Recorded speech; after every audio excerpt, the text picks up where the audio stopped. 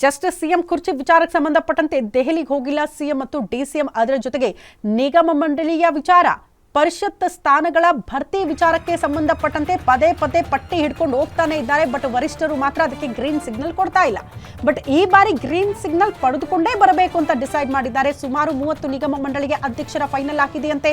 CM DCM ಕೂರಿಸಿಕೊಂಡು ಪಟ್ಟಿಯನ್ನು final ಮಾಡಿಬಿಟ್ಟಿದ್ದಾರೆ ಸುರ್ಜೇವಾಲಾ ಅವರು.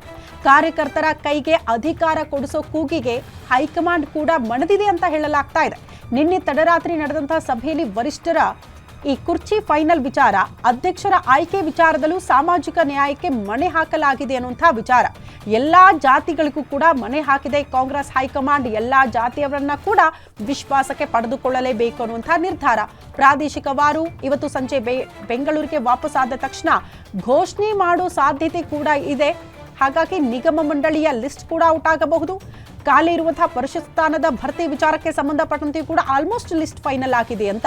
ನಿನ್ನೆ ರಾತ್ರಿ ನಡೆದಂತಹ ಸಭೆಯಲ್ಲೇ ಇನ್ನೂ ಕೂಡ ಫೈನಲ್ ಆಗಿಲ್ವಂತೆ ಎಂಎಲ್ಸಿ ಪಟ್ಟಿ. ಮೋಸ್ಟ್ಲಿ ಅದೊಂದು ಸ್ವಲ್ಪ ಡೌಟ್ ಅಂತ ಹೇಳಲಾಗ್ತಾ ಇದೆ. ಮತ್ತೆ ಆಗಸ್ಟ್ 1ಕ್ಕೆ ಸಿಎಂ ಡಿಸಿಎಂ ದೆಹಲಿಗೆ ಹೋಗ್ತಾರೆ. ಅವತ್ತು ಪರಿಷತ್ನ 4 ಸ್ಥಾನಕ್ಕೆ ಸದಸ್ಯರ ನೇಮಕ ಫೈನಲ್ ಆಗುತ್ತಂತೆ. ಈಗ ಕೊಟ್ಟಿರುವ 4 ಹೆಸರಲ್ಲೇ ಒಂದಾದ್ರನ್ನ ಬದಲಾಯಿಸಿ ಅಂತ ಹೈಕಮಾಂಡ್ ಸಲಹೆ ಕೊಟ್ಟಿದೆಯಂತೆ. ನನಗೆ ಅವಕಾಶ ಕೊಡಿ ಅಂತ ಡಿಸಿಎಂ ಡಿಕೆ ಶಿವಕುಮಾರ್ ಅವರು ಕೂಡ ಪಟ್ಟು ಹಿಡಿದಿದ್ದಾರೆ. ಹೀಗಾಗಿ ಮತ್ತೆ ಮುಂದಕ್ಕೆ ಹಾಕಿದೆ ಕಾಂಗ್ರೆಸ್ನ ಹೈಕಮಾಂಡ್ ಪರಿಷತ್ ಸ್ಥಾನ ಭರ್ತಿ ವಿಚಾರವನ್ನ.